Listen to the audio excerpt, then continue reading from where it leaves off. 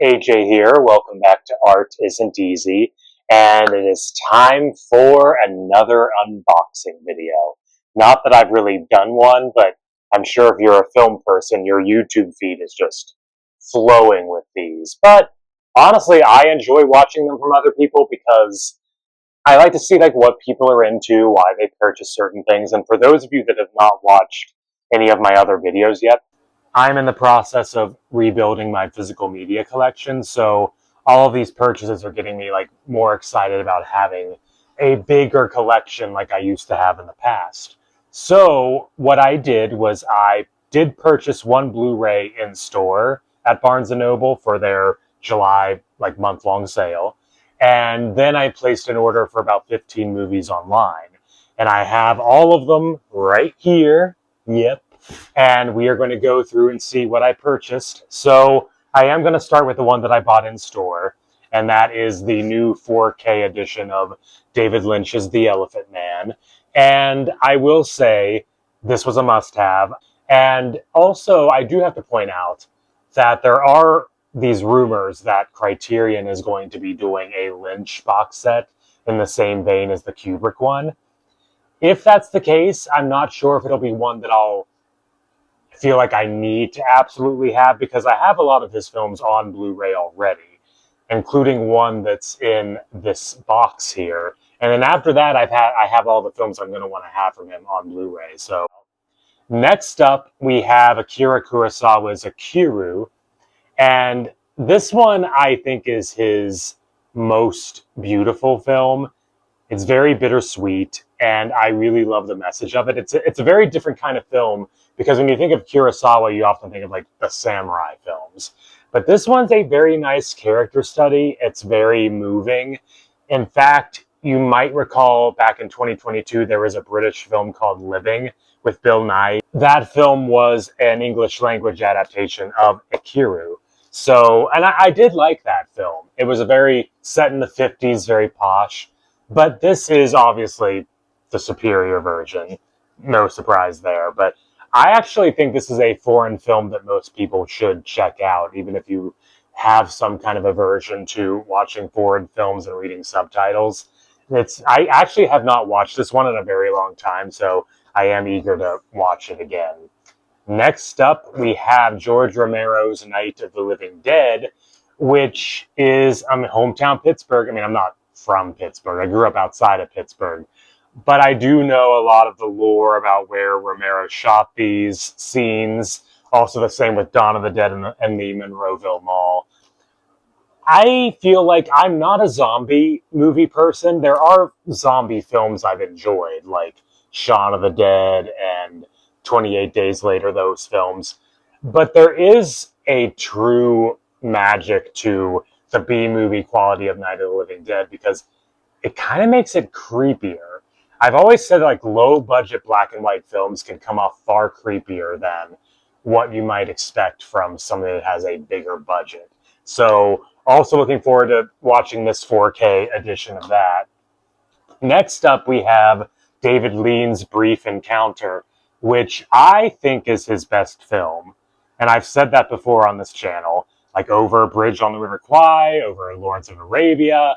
This is his best film. And I actually did revisit it on the Criterion channel a couple months ago. It really holds up. Celia Johnson is amazing in this. She should have won the Oscar that year. So Celia Johnson is a married woman. She's at this train station and she encounters a doctor, and they have a bit of a camaraderie. And I mean, it's the 40s and it's in England, so you can imagine the culture, what's expected of women, as archaic as it might have been. But it's a great moral tale, and I was very pleased with this one. It's a very simple and effective film. Oh, and it's written by Noel Coward, of all people. Next up, we have Kurosawa again, and that is High and Low.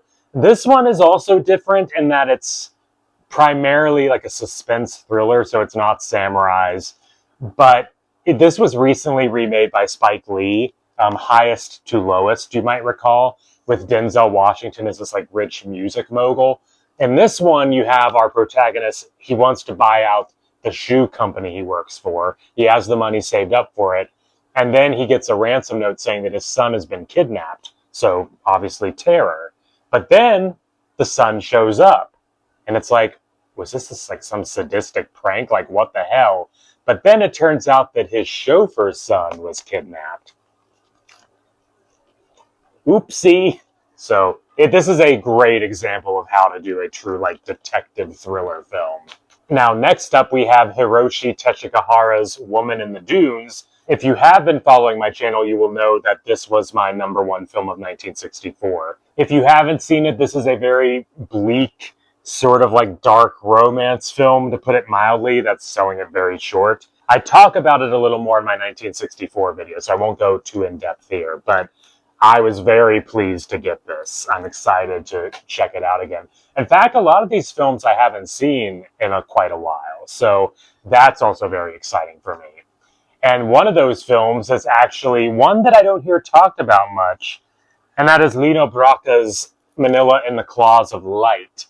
We follow a young fisherman who is going to Manila to locate his girlfriend who went there for work. But it turns out she's gone missing because she has been sold into sex trafficking. And this is all like during the the Ferdinand Marcos era, so there's a lot of like grit and tension here. And obviously very controversial in the Philippines at the time. But this is a very underrated film. I adore this film. And next up is the Lynch film that I alluded to, which is Fire Walk with Me. Now, I do acknowledge that I was someone who hated this film when I first saw it. When this film premiered at Cannes, it got booed. And this was 2 years after Lynch had won the Palme d'Or for Wild at Heart, which was also a pretty divisive selection in its own right. And for the record, I am not a Wild at Heart fan. But that's neither here nor there. I think I agree with the new sentiment that this is a film that's primarily about Laura Palmer and the final week leading up to her murder. So obviously, it's not going to be the lighthearted film that you're going to like expect it to be if you had watched the original television series. What I will say about the film that does bother me is that there are certain characters in the story that I feel like should have been represented. I don't want to say too much if you don't know who killed Laura Palmer, but there are certain people, like, for example, Ben Horne, who I feel like, due to his presence in her story, he should have, that, like, Richard Beamer should have been in this film for that reason. But Sheryl Lee and Ray Wise are both phenomenal in this.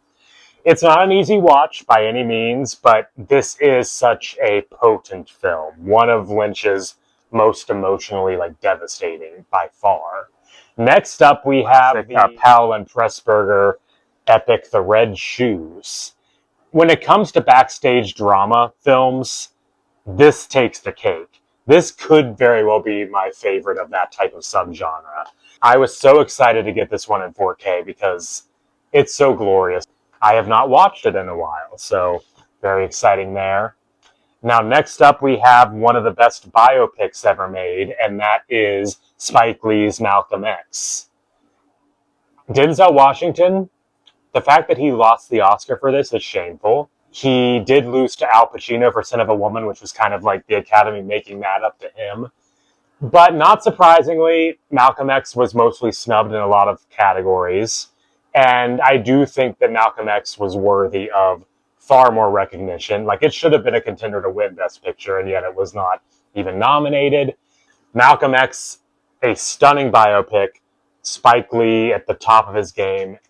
And then next up we have the Monty Python classic, The Life of Brian.